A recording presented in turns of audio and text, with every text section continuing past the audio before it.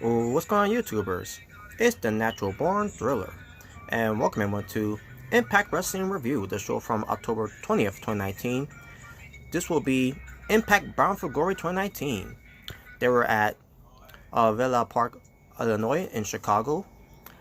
The venue was the Allium Expo Center. I believe that's how you pronounce it. Under the promotion of Impact Wrestling, your commentators were Josh Matthews and Don Callis. And I'm about to go to cover all this pay-per-view. And basically, what pertains to this pay-per-view, or should I say pay-per-view, quote unquote. To me, I didn't feel like this was a pay-per-view. This felt like, to me, like me watching Friday Night SmackDown from 2010 to 2014.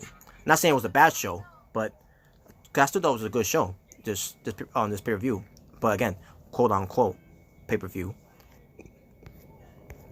But I digress. I think the official theme song, I can't remember. I can't find the song, and basically, but I remember on how it was sang though. We do it for the glory, glory. I think that's how it was. Or I do it for the glory, glory. I'm assuming. But as far as just show itself, let me first get to this though. There was two dark matches. One of them was bumped out of the main card into the dark match instead. But the dark match featured Madison Rayne defeating Sashi Blackheart. And then the other dark match featured the Rascals. This was the match that was bumped to from the main card to the dark match instead. But the Rascals, Dez, Wentz, and Trey versus Dr. Wagner Jr., Aerostar, and Taurus. This was a 6-man tag team match that was supposed to be on the main card, but they decided to bump it onto to bump him, I meant to say, in the dark match instead. But you had the Rascals as a win instead. So, which is a damn shame, because I really wanted to see this match too. But then they decided, I mean, if they wasn't going to add this on the card, at least had them these the ones that were performing in the dark match, especially the women's, the knockouts, to be in the Call Your Shot Gauntlet match, but they didn't. The stage, by the way, I thought it looked decent, I thought I liked how that I looked too, though. It's hard to describe how it looked, but I remember how it looked though. It looked I thought it was decent. But that being said, let's get to this pay-per-view. So the first match was the Call Your Shot Gauntlet match. Here are your participants, as it stands. Eddie Edwards as number 1, because if I remember from the Go Home show, Eddie Edwards was in the Battle Royal against Mami Shira, along with a few other participants. Whoever was the last two in there was gonna be a decision where if whoever's the winner of it will enter as number 20, and the loser, the runner-up, will enter as number 1. And because Eddie Edwards was number 1 in this one, because of the being the runner-up against Shira, this is what he gets. So, how did Eddie Edwards last to the end? I did on my preview of it. Did he last to the end? We'll get to it. So Eddie Edwards, like I said, number 1. Number 2, Adam Dorstal of Reno Scum. He got eliminated by Jessica Havoc. Number 3 was Lester the Legend. He got eliminated by, and also of Reno Scum. He got eliminated by Jessica Havoc. Number 4 was Cousin Jake of the Deaners. He got eliminated by Joey Ryan. We got number 5 as Rohit Raju, where I thought to myself, wait a minute, so I thought he was going to be part of the ladder match, along with Sabu, because of that clusterfuck of the ending that it did from the Go Home Show edition. Nope, that wasn't the case. I'll get to that later. Retains the exhibition on ladder match. But Rohit Raju was in it. He got eliminated by Joey Ryan. Number 6 was Joey Ryan. He got eliminated by Madman Fulton. Number 7 was Jessica Havoc. She got eliminated by Madman Fulton. Rosemary was number 8. She got eliminated by Madman Fulton. Basically, Madman Fulton eliminated both Jessica Havoc and Rosemary, who teamed up together to go up against Mammoth Fulton, but failed attempt to do so, as Mammoth Fulton eliminated both of them. I'll gotta say, Rosemary's outfit, I liked her ass, you know. Anyways, number 9 was Mammoth Fulton, eliminated by Eddie Edwards. Cody Deaner, of the Deaners, got eliminated by Mammoth Fulton. Number 11 was Johnny Swinger, got eliminated by Jordan Grace. Number 12 was Jordan Grace being eliminated by Mami Shira. Number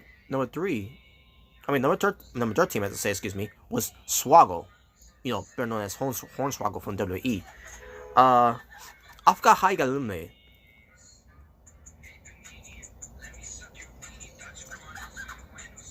If I remember, I think Mammoth Fulton may eliminate him. I can't remember if he got eliminated by Mammoth Fulton or by Muhammad Shira. But either way, he got eliminated. Number 14, Kiera Hogan got eliminated by Jordan Grace. Number 15, Rajan Singh got eliminated by Kylie Ray. Number 16, Tommy Dreamer, he got eliminated by Mammoth Fulton. Number 17, Kylie Ray, she got eliminated by Muhammad Shira.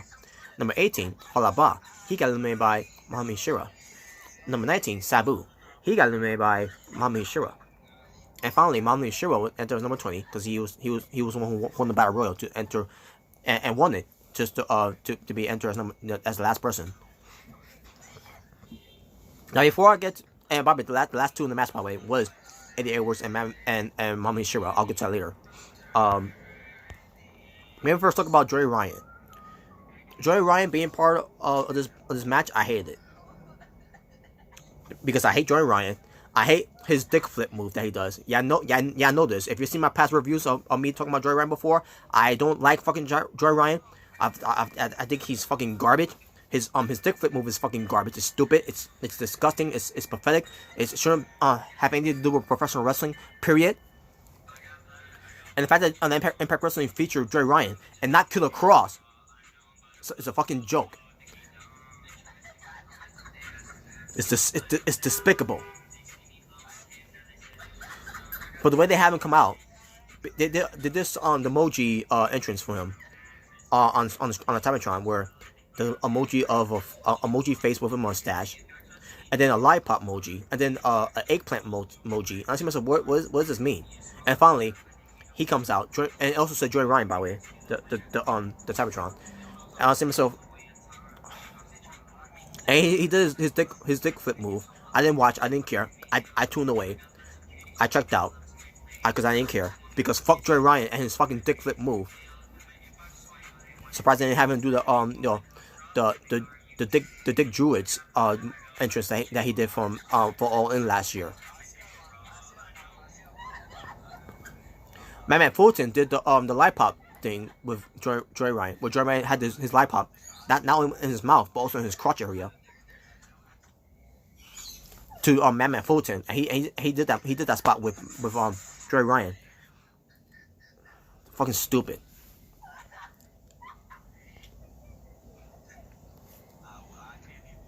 Giant Swinger didn't do anything in this match. He was fucking garbage. He was a fucking waste of a space. Yeah, Giant Swinger in this gauntlet match, but no Killer Kross. Swoggle, I don't care for either. He's in this match, but not Killer Kross.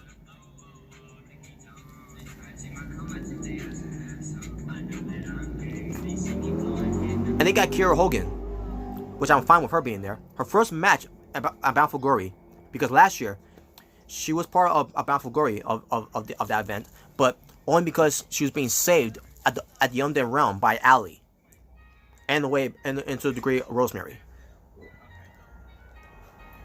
And by the way, no Su Yung, by the way, no Su Yung to try to screw over Jessica Havoc, because who needs that anyways, right? What happened to that build up where Su Yung ends up being alive anyways, after what Jessica Havoc did to her, and then she didn't show up. Or let alone, Father James Mitchell, he had no role in the show either.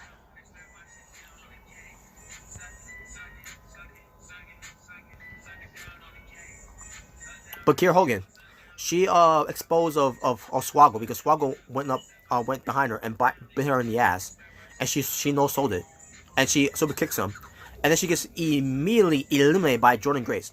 Nothing against Jordan Grace, I love Jordan Grace, but at the same time, what they did here with Kiera Hogan was dirty, pathetic, disgusting, despicable, fucking bullshit. Her first match Bound for Glory, and this is how she gets treated. After her giving her a new look, a new persona, new new attitude. It's gonna be Cloud 9 for her. It's gonna be everything that Kiera Hogan is gonna be her year, right? Which, by the way, Josh Matthews said, what year Kiera Hogan had? What are you talking about? What year Kiera Hogan had? Yeah, point me what year she had in Impact Wrestling. All I remember her is her losing every time. She didn't win the Knockouts title this year. She didn't even go after the Knockouts title either. Tino Dashwood did. Big Mommy did from for Triple A.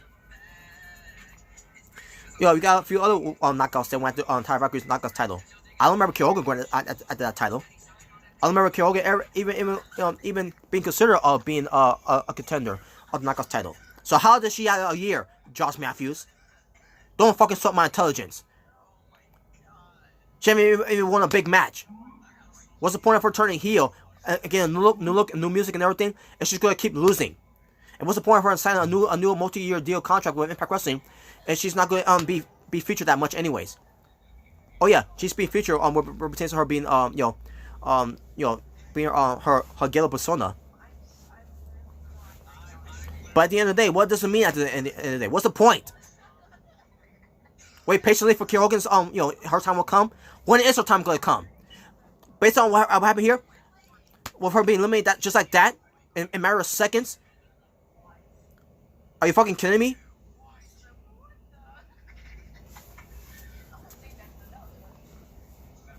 Yeah.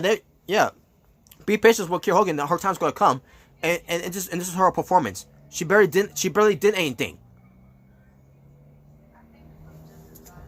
And then we got Rajan Singh, where Josh Matthews was again insulting my intelligence here that he's represents him being from Destiny Hit Squad. He is the bruiser of that group.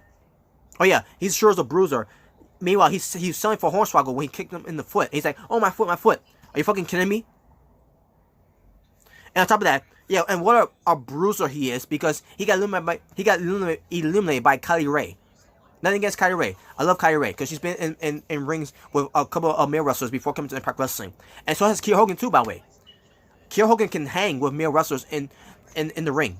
Same thing with Kylie Ray. And that's another thing too. You got Scar Bordeaux who go hang with the male wrestlers. Tessa Blanchard, especially Tessa Blanchard, who can hang with the male wrestlers in the ring. But they didn't give Kiera Hogan that chance, but they gave Kylie Ray that chance. Again, nothing against Kylie Ray, but what's wrong with Kiera Hogan? I tell you, they don't know how to book her. They don't know what to do with her.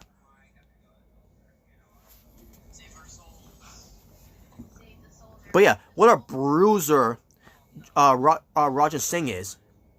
He got eliminated by a woman who's small. Is not even on who doesn't even compare to the size of Roger Singh. Roger Singh should be booked as a bruiser, but he's not. I believe Mami Shira is more of a bruiser and more intimidating than Roger Singh. Bruiser my ass, Josh Matthews. Get the fuck out here in my face with that.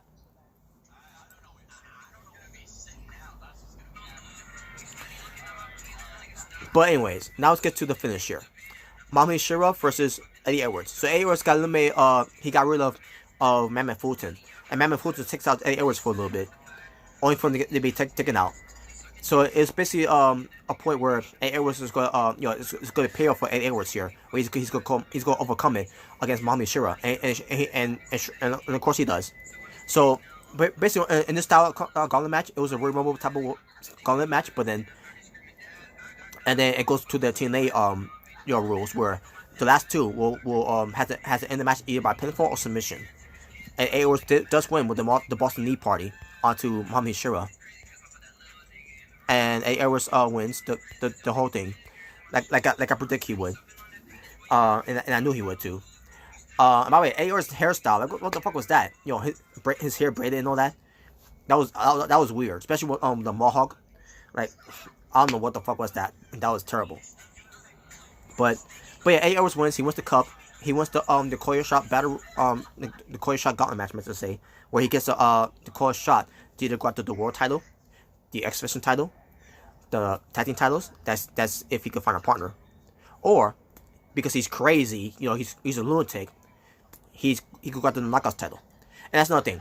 This whole thing with him being crazy, with Kenny, you know, the baseball cap, you know, the t-shirts, the tights, the skinny jeans, I'm about to say, and the Converse shoes.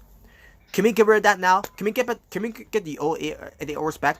The old Eddie Edwards, who was a former TNA World Champion. The old Eddie Edwards, who was all about professional wrestling. The old Eddie Edwards, who's all about winning championships. The old Eddie Edwards, who's about, you know, who's about the wolf, who's the wolves. Can we get that Eddie Edwards back instead of this Eddie Edwards that I'm sick and tired of seeing? And then to see what's going to happen with him later on, because what happened later on in the exhibition, I'll get to that later. But I miss the old Eddie Edwards. I want that Eddie Edwards back. But anyways, so Eddie Edwards wins, like I said, and the match lasted 30 minutes. Then we get to Ty Valkyrie being accompanied by Johnny E. Bravo. Johnny E. Bravo, his outfit reminds me of the Joker, you know, with the suit, the purple suit. But I digress. But Ty Valkyrie defends her Impact Knockouts Championship in 11 minutes and 50 seconds against the challenger, Tennille Dashwood. And the match was good. The ending of the match here was that Tennille Dashwood went for her finishing move, the spotlight. Ty Valkyrie was being pinned, only for Johnny Bravo to pull Ty Valkyrie so that referee could stop counting. Referee all of a sudden, you're out of here, to Johnny Bravo. All of a sudden, Ty Valkyrie had on the chain to get ready to punch out Tennille Dashwood. Tennille Dashwood ducks, only to take out Ty Valkyrie for a little bit, and then she sees the chain, and she was thinking about using it, but she tosses us out instead. She goes for the spotlight kick again, only for Tennille Dashwood, only for Ty Valkyrie to move out, to dodge it, and then she goes for a finishing move, the Road to Valhalla, and gets the win. So your winner, still Knockouts champion, to continue her longest reigning of her being Knockouts champion in Impact Wrestling history. As well as Taya Valkyrie. And I expected her to win too, because again, as I said in my preview, nothing exciting, nothing I'm hyped up about Tennille Dashwood, because she just got there. They need to build her up more to get excited, and to build up more hype behind her before she becomes Knockouts champion in the future. So that's why I thought Ty Valkyrie was still going to retain here, and as she should. And I think she's doing a great job now. Before I wasn't high on her being Knockouts champion, but now she's really coming to her own, you know, because of her new persona, her new personality, just everything about Ty Valkyrie now. You know, it's winning me over now, and I'm loving it. Then we get to the North. Defending their Impact World Tag Team Championship.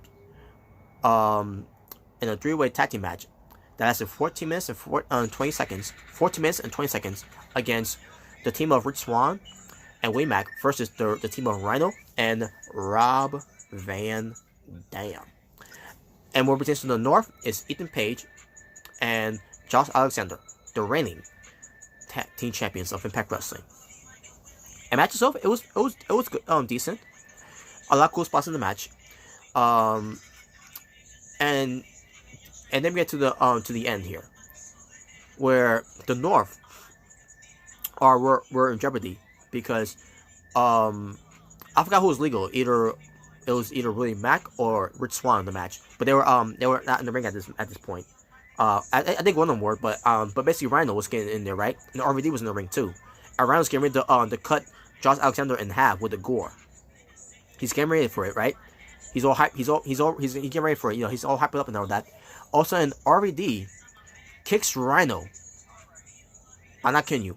He kicks Rhino out of the ring basically kicks him in the face, and Rhino gets out of the ring. Like he got yeah, like what the fuck. So I'm watching this. I say to myself, already, did you realize who you just kicked? I mean, are you too high to realize that you just kicked Rhino? And RVD didn't care. And RVD turns on Rich Swann and William Mack. RVD is heel. Yeah, basically he turned heel. A swerve that no one saw coming. And the crowd booed RVD. RVD didn't care. He's like, yeah, whatever. Takes off his hairband and basically walks away. Like, wow. I was jaw dropping for me. Like I couldn't believe it. I couldn't believe RVD turned on Rhino. What could be the reason? We won't know until we find out. I want to see where this go. Where RVD turned heel, but because in a way it makes no sense why he would do this to Rhino, and I don't get it. We'll see how they make sense out of this, but I'm intrigued to see where they go with this. So in the end, the North ends up winning, still the Impact World Tag Team Champions. So in a way, I was still right about them retaining the titles, but the way it was done, there was no way you could have seen how the North was going to retain the titles with RVD turning on Rhino in the match. Wow, I really did not see that coming. But in a way, I'm kind of glad because I wanted something to happen on this pay-per-view where you had to blow me away, and that did blow me away. So I like to see where that goes. Where you gotta include Tommy Dreamer, you gotta include Sabu, you gotta include the rest of the ECW originals too. Even bring a Sandman of all I care to see where this goes. Because I'm intrigued to see where they go with this. Next we get to Michael Elgin versus Maru Fuji. 18 minutes and 5 seconds the match lasted. By far, match of the night. This match was great. This match was awesome. This match, I wanted to see these guys to continue to fight forever. This is awesome chant. This was fight forever chant that the crowds were doing for this match. But by far, this match stand out more than any other matches other than the main event. And also what pertains to the ladder match on the finish of it too. Well, I'll get to that after I get to this. But this was strong style type of way. Michael Elgin and Maru Fuji were killing each other in this match, and I loved it. With every counters, with every stiff shots they were doing to each other, like I loved it. Michael Elgin went for the buckle bomb, and then goes for his Elgin bomb, only for Michael Nakazawa to kick out. I mean, not Michael Nakazawa. Maru Fuji, I meant to say. Excuse me. I'm thinking about AEW. Maru Fuji kicks out, I meant to say, of his finishing move. And I was like, what? I was like, holy shit, like, what else can Michael Elgin do? And then finally, he goes for, I believe he went for his pumping bomber, the clothesline, for the win. I can't remember if that's what he did. I'm assuming that's what he did to end in the match. But in the end, Michael Elgin, as I expected, he wins the match. Great match. This match stood out to me the most. And I knew this match was going to be great. I wanted this match to be match of the night to me, and it was. It was by far match of the night. Then we get to the intergender ladder match for the X Division Championship. That's 17 minutes and 40 seconds. You have your participants in Jay Christ, who is the champion, versus Tessa Blanchard, versus Daga, versus Ace Austin, versus which it was announced at All Glory before Impact Wrestling Bound for Glory came on the Saturday. All Glory, they announced that AC Romero was going to be in the match instead. AC Romero, I see him a few times on at AEW, and also what pertains to working for Impact Wrestling on Twitch TV and Impact Plus. And he's huge. He's a huge guy, but he's also pretty good too. So he was in the matches. He was in the match, and I was saying to myself how he's going to factor in this match, and he did. AC Romero, meant to say, his performance in the match, just him on the ladder and being pushed off the ladder onto a table on the outside. Holy shit! Like I couldn't believe this crazy guy, and AC Romero took that table spot, which it was again outside of the ring, while the ladder was inside the ring. Like holy shit, that was a holy shit there. Like AC Romero, he didn't have to do it, but he did it anyways, just to entertain us, just to give us a show, and that was by far is you couldn't ask for more for AC Romero. After that, he was done. He was done after that. He was done for the match. So AC Romero, with that type of performance, is which I thought was pretty it was dangerous, but at the same time, he did pretty well on that spot. It was no, my hat goes off to AC Romero for that. It was incredible. Daiga. Now I can't remember what he did. What pertains to to the latter spot onto either to Jake Chris or to Ace Austin, but yeah, he did pretty good in this match too. Tessa Blanchard, I'll say for later. Let me get to Ace Austin though. Ace Austin, he did a segment before the match, where Ace Austin was talking to Alicia Edwards. Now I think it was where he was taking a shower, and Alicia Edwards didn't mean to but I try to remember how it was. I think he was showering in the women's locker room, whatever. I'm trying to remember, but anyways, the Oscar goes to Alicia Edwards for once again worst actress in Impact Wrestling history. So congratulations, Alicia Edwards. You're still a horrible actor. But basically, Ace Austin says, after he wins the title, we can celebrate together. They said they're still doing this thing, where Ace Austin, Alicia, and Eddie Edwards, this whole love triangle storyline, once again, it's fucking terrible. But yeah, Ace Austin, he did pretty good in this match too. Jake Christ, he did pretty good as well. He was wearing all white, by the way, and he still had the platinum hair color dyed.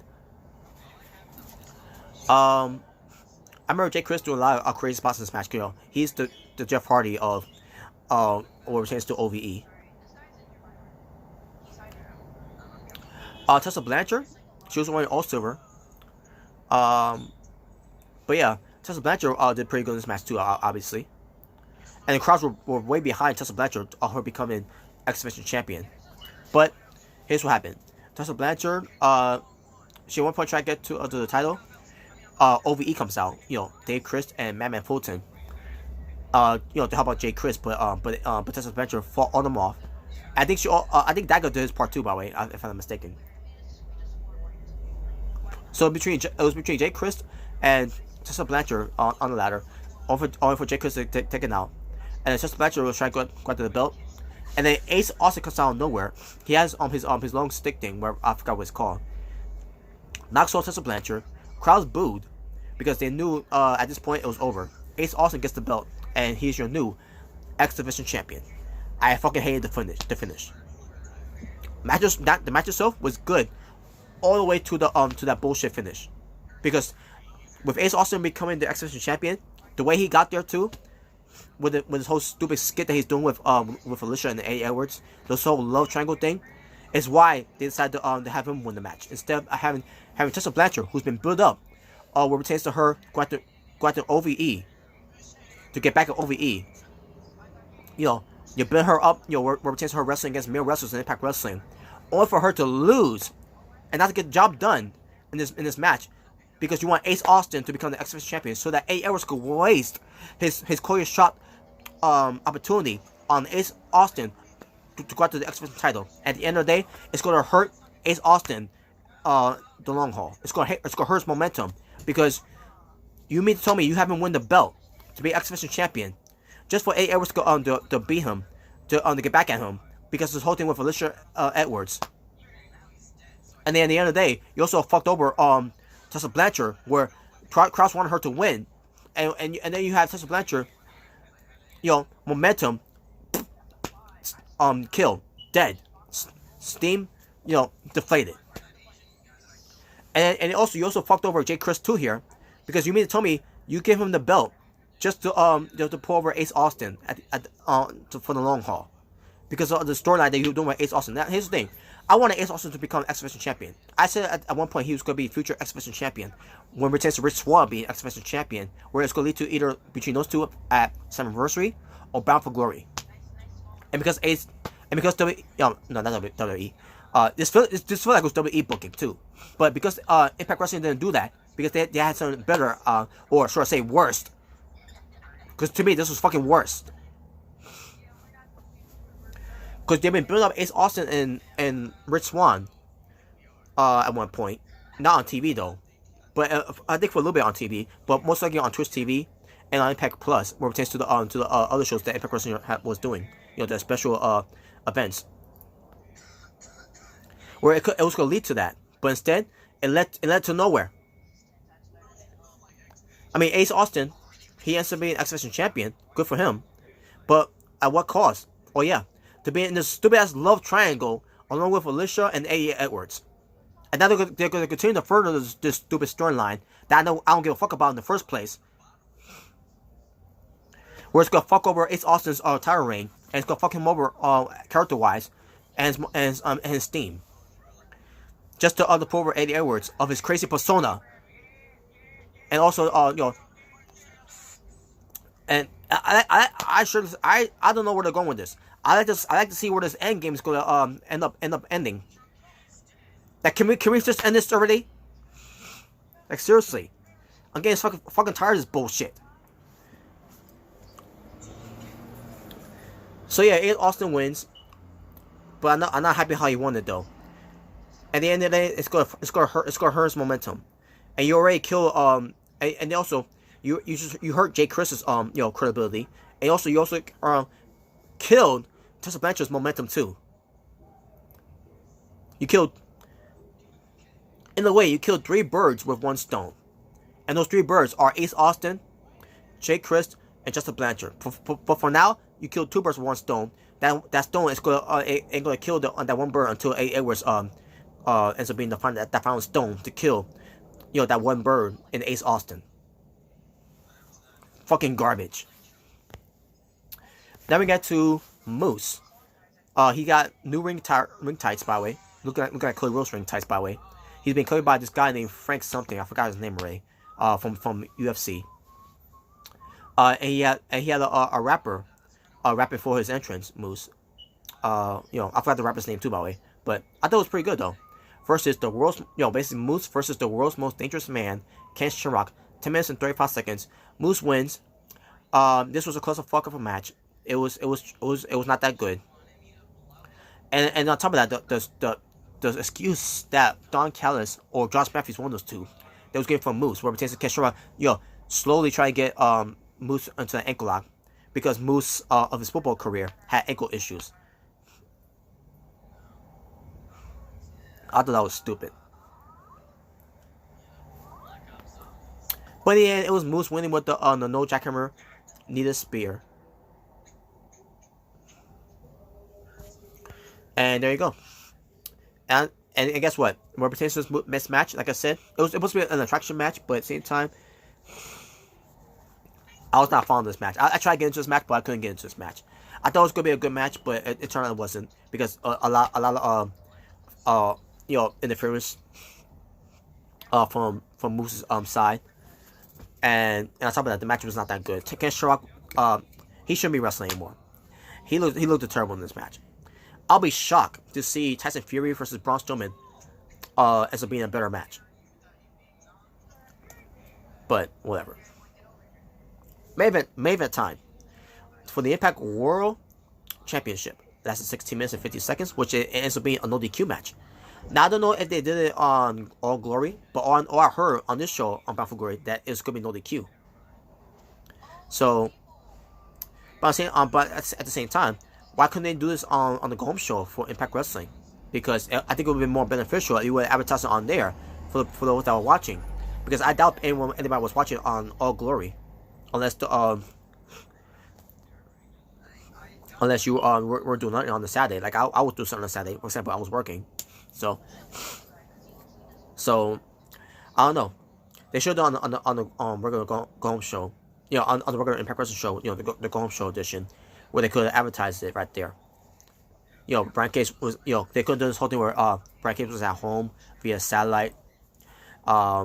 Taking care of his wife Melissa Santos, after what Sami Callihan did, where he wants the match to be no DQ, and then they will grant him his wish because he's the Impact World Champion, and Sami Callihan will agree to as well because he loves that type of match too, because that's his type of match. But no, they didn't do that. Instead, I think they decided to do it on All Glory on that Saturday, and then. Or maybe that was announced on pay-per-view. I don't know. Who knows? But anyways, that's what the match ends up being. But anyway, Impact World Champion Brian Cage versus Sami Callihan. Match itself was good. It was right up there, next to Michael Elgin versus Mauro Fuji. This ends up being a good match too, where it pertains to chairs involved, steel steps. I think a baseball bat at one point was used. A steel guardrail was used, by the way. I think they fought into the crowd at one point. I could be wrong, but I think they were fought into the guardrail. They were fought on the rampway, if I recall. I think on the stage too. They were basically they were going all out with this one, and it was personal. At the whole thing what Sami Callihan was doing with Brian Cage and Mr. Santos, that build up and everything. It played his card right in a way. There was thumbtacks involved too, by the way. Sami Callihan goes for the Scattered Special on the Brian Cage on the thumbtacks. Brian Cage, kicks out at one. He's like hulking up like I'm a machine. Rise the machine and everything. And at this point we couldn't have OVE come out there, but instead it didn't happen. Yeah, OVE will come out there, during this ladder match for the X Division title to help Jay Christ to retain, which it didn't. It was a fail. Yeah, what a payoff that was, by the way, for Jay Christ. So yeah, they were in it for Jay Christ to try to protect him of his title reign, but it didn't work anyways because it also ends up winning at the end of the day. And on top of that, Tessa Blanchard for off OVE, making them look weak. But in the same Callihan's match against Brian Cage, where they could come out there and help him because no disqualification, they can interfere in this match. Anything goes, right? Nope, they didn't do it. And at the end of the day, Sami Callihan also got fucked over here too. His momentum, dead, steam, deflated.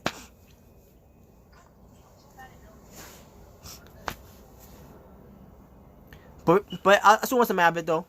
At the end of the day, it was still a good match, a good main event match. Brian Cage ends up retaining. After the match, Melissa Santos comes out to celebrate with her husband, her man, and the show close up with Brian Cage getting redemption, vengeance, revenge, payback, and justice for what Sami Callihan did with it to Brian Cage and Melissa Santos after all these weeks and everything. So, yeah, good match. Brian Cage still retains. He's still the Impact World Champion. Now, let's get to the highlights. Now, the one thing with the highlights of the nights, I will not include promo of the night. I will not include video package of the night, or should I say video promo of the night in a way. So, I'm only going to include swerve, moment, entrance, move, finisher, performance, and match. So here we go. Swerve of the night will go to Rob Van Dam, turning on his longtime friend Rhino.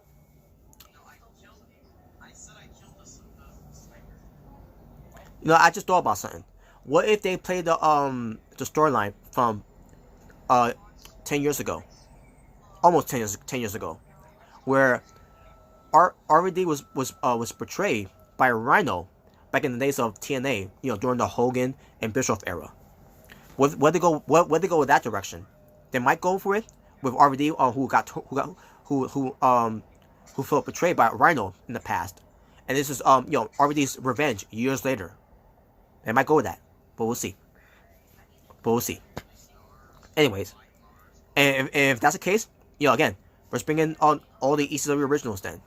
Raven, Stevie Richards, Tommy Dreamer, Rhino, Sabu, Sandman. We got our Rhino, and also got RVD, So let's go with that. Let's do it. Unfortunately, we know Boss Mahoney and no um Axe Rodden because they're both unfortunately gone. So, but anyways, but yeah, RVD is Swerve of the Night because him turning. Moment of the night, we'll go to Kylie Ray, showing up to Impact Wrestling Bound for Glory. Just seeing her there, it just put a smile on my face, especially when she does this.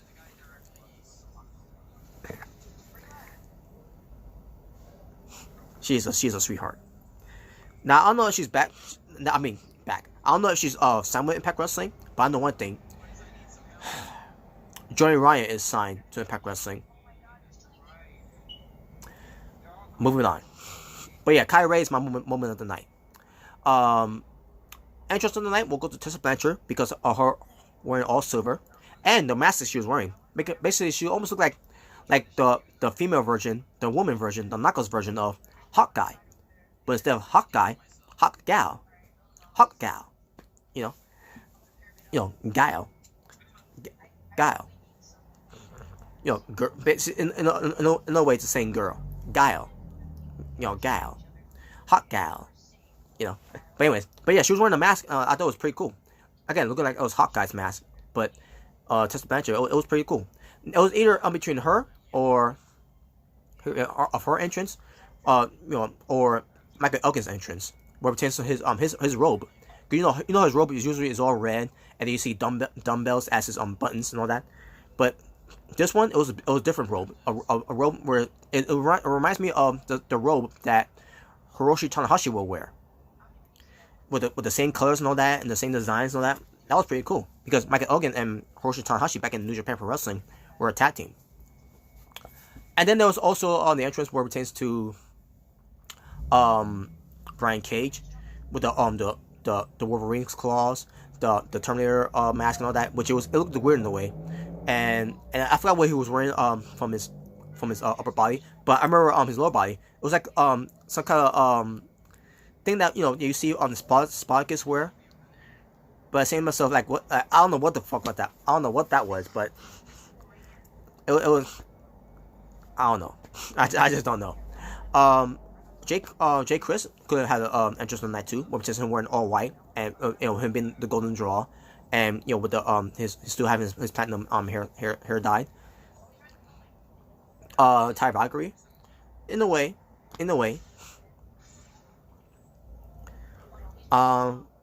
But Tessa Blanchard gets it though. I'm gonna give it to Tessa Blanchard. Moving the night, I'm gonna go with Ty Valkyrie's package power driver onto the ring apron, which I thought was it didn't have much impact into it, but it was I couldn't think of any moves to think of where it takes a move on the night, so I'm gonna go with that move. Finish of the night, we'll go to Ty Valkyrie's Road to Valhalla. Performance of the night, we'll go to AC Romero because of that him on the ladder in the ring and then got pushed off by either Jake Chris or Ace Austin. Can't remember who it was that did it, but Ace Romero on the ladder in the ring and then gets out of the ring. And I was worried too, by the way, because his foot landed on top rope, but it ends up paying off because he has to go through a table on the outside either way. So just for that performance alone, now it could have gone to either Michael Elgin, Tessa Blanchard, Daiga, Eddie Edwards, where it takes him entrance from 1 to the very end. Rich Swann, Willie Mack, Marufuji, Sammy Callahan,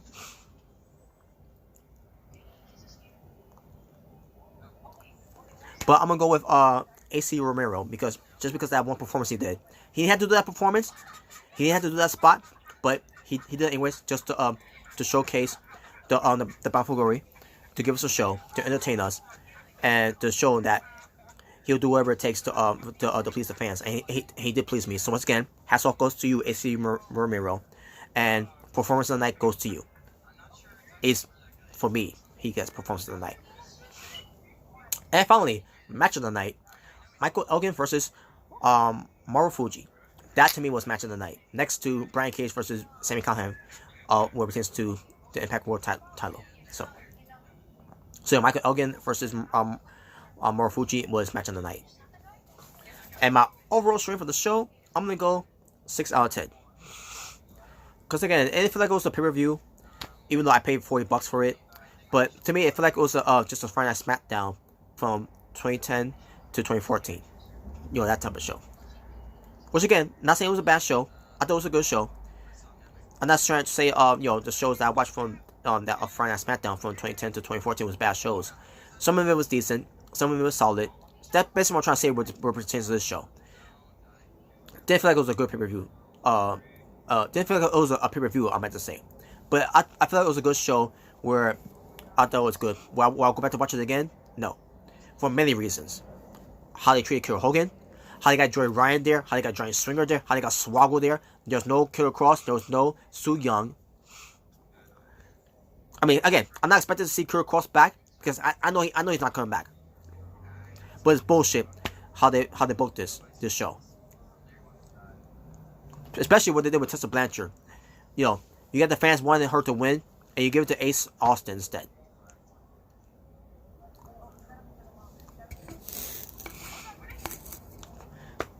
I don't like how this is going, folks. Do not like how this is going. It's ridiculous. But there were some good matches I enjoyed. To me, what was the worst match on the show there? I gotta go with the Gauntlet match. Despite me not liking Moose and Ken Shamrock because I couldn't get into it, the Gauntlet match, just having Joey Ryan in there alone and Johnny Swinger, Swoggle, and then the way they booked Killer Hogan in the match, make her look like a jobber. That alone is why it's the worst match to me. But besides that, the show, there was some good wrestling on the show there. Michael Elgin and Marufuji was indeed a highlight, the best highlight show, which is a match of the night. So, but with that being said, folks, thank you all for watching. For It's Natural Born Driller, saying peace on the streets. For this was your Impact Wrestling review from October 20th, 2019, where it pertains to Impact Bound for Glory 2019. Now, until next time, where it pertains to Impact Wrestling review, I'm out. And then, it pertains to Impact Wrestling, moving forward. I don't know if I'm gonna be able to do any more Impact Wrestling reviews or watch the show anymore because of who's there, Joey Ryan. And then with more of the continuation to the burial of Killer Hogan. Take care.